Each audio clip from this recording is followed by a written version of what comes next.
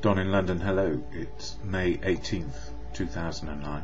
My video is all about recovery from addiction to either substance or behaviour. My substance was alcohol, my behaviour, trying to be the best I could, trying to please people, and never quite sure where I stood, with anybody really, including myself. So, one day at a time, now, I'm understanding how to be me, just me, on a daily basis, and understanding what is important. That for me, it's emotional, spiritual and physical sobriety, and if I get the sobriety bit right, I can then deal and cope with most things that go on. And if I can't cope on my own, I know a lot of people who can help me, support me. They can't live my life for me, but they can be included and a part of helping me get along. So I guess I suppose the moment of clarity for me in my life, and it took a lot of decades, well not a lot, but several decades to get to the point where I realised I could not live alone and I could not deal with my addiction on my own. So that moment of clarity came on a January morning some years back, and I'm forever going to be grateful that I realised life could get no worse. And I was fed up of waking up and feeling like that life could get no worse, and it got to the point where I just didn't want to wake up. So these days I do want to wake up, and I do want to be part of, and I like to be included, part of anything and everything which is interesting and fun to be a part of. So what helps me along the way, of course, is the Fellowship of Alcoholics Anonymous. I don't speak for it.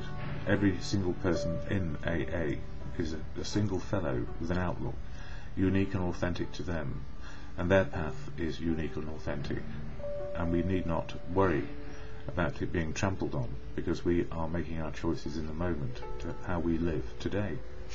So everybody's different, and we all have one similarity, and it's summed up in the preamble shared, the starting point of every meeting of AA I go to in London, UK, and there are about 600 or 700 to choose from, and I go 7 days a week, all around the clock almost, or through the waking hours of our time zone. And the preamble goes like this. It says, Alcoholics Anonymous is a fellowship of men and women who share their experience, strength and hope with each other, that they may solve their common problem and help others to recover from alcoholism. The only requirement for membership is a desire to stop drinking. There are no dues or fees for AA membership. We are self-supporting through our own contributions. AA is not allied with any sect, denomination, politics, organisation or institution. It does not wish to engage in any controversy, neither endorses nor opposes any causes. Our primary purpose is to stay sober and help other alcoholics to achieve sobriety. And in the last sentence it gives away what I'm doing here. Our primary purpose is to stay sober and help other alcoholics to achieve sobriety. And I went to a meeting last night down in Flood Street called Lest We Forget. And you know, when we say lest we forget what it was like to drink. So a lot of the meetings are about experience, strength and hope, what happened, where we are now, and what we hope for maybe in the very short term or long term. So we still have aspirations and dreams, but they tend to be more in the bedrock of reality rather than just wishfulness or wanting. And I'm just looking for my coffee. Somebody asked me yesterday, or made a statement which made me think deeply, or wonder deeply, how far ahead can we project our lives? And it's very difficult really, because we don't know what's round the corner, let alone 1 or 2 or 3 years away. So whilst in recovery, and not down to lifestyle, when I got type 1 diabetes, I was quite relieved because I didn't have cancer at that time, and I'm susceptible to anything and everything, same as any person. And I was also pleased to know that I had clinical depression, which just made me able to understand where I was coming from and what I may do. And that means I need to include professional help, medical help. And at last night's meeting there were, I suppose, different points of view about external help besides AA, which makes life work. And for me, AA is the primary reason why I can live my life. At the same time, without family, community, society, professional help, I wouldn't be here at all. So the gift is we find out what works for us and keep on sticking to the path which works best.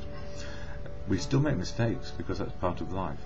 It's not to be overwhelmed by them and then think we need to deploy our self-will to get our way.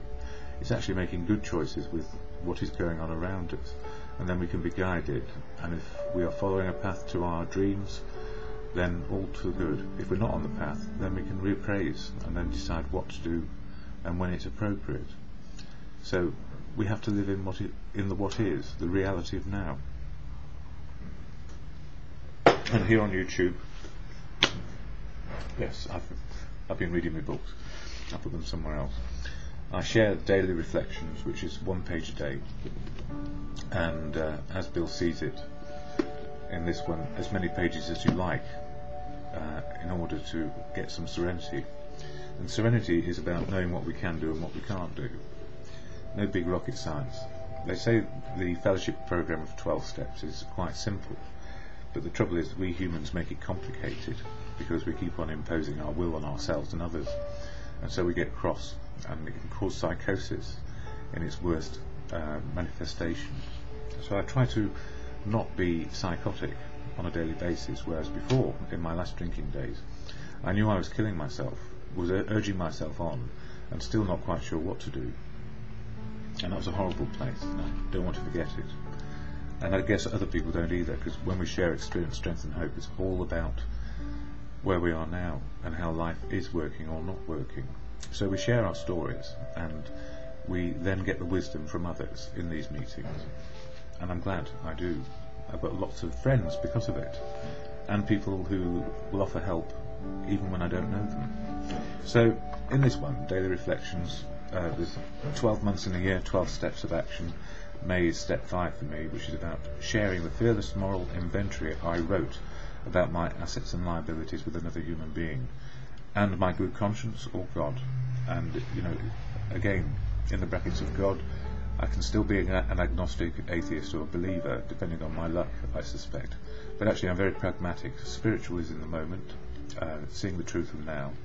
And if anything, God is truth, God is love, and God works through people. So for May 18th, it says here, freedom to be me. And that's what I love about this program. I'm learning who I am, incrementally on a daily basis.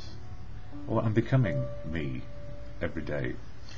If we are painstaking about this phase of our development, we will be amazed before we are halfway through.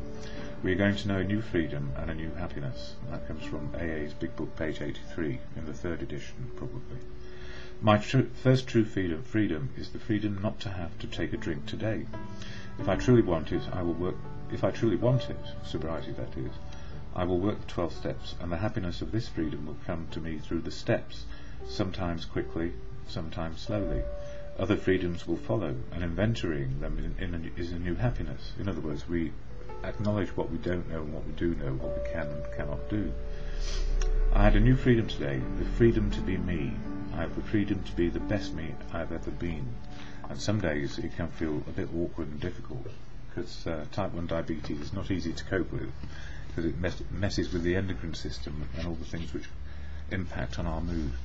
So, as Bill sees it, page 105, I think, yes, that's it, move ahead. It says here, to spend too much time on any one alcoholic is to deny some other an opportunity to live and be happy, and be happy.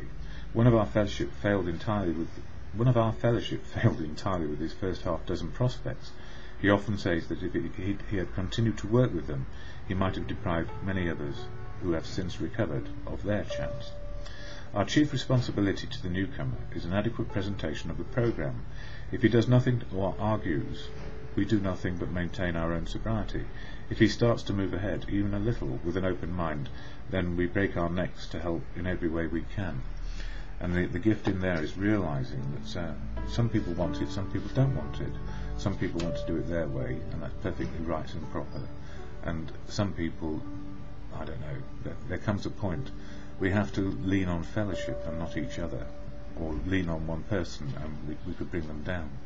But overriding all of this with the serenity prayer, which says, God, or to good conscience, grant me the serenity to accept the things I cannot change, courage to change the things I can, and the wisdom to know the difference is simply in the day.